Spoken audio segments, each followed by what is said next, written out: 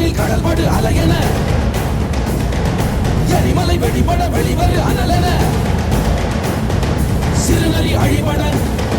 விரைகிற புலியென என் வழி தனி வழி என் வழி தனி வழி என வெற்றி செல்வன் எழுவான்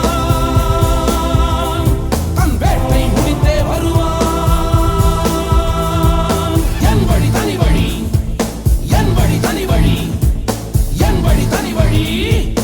என் வழி தனி வழி என் வழி தனி வழி.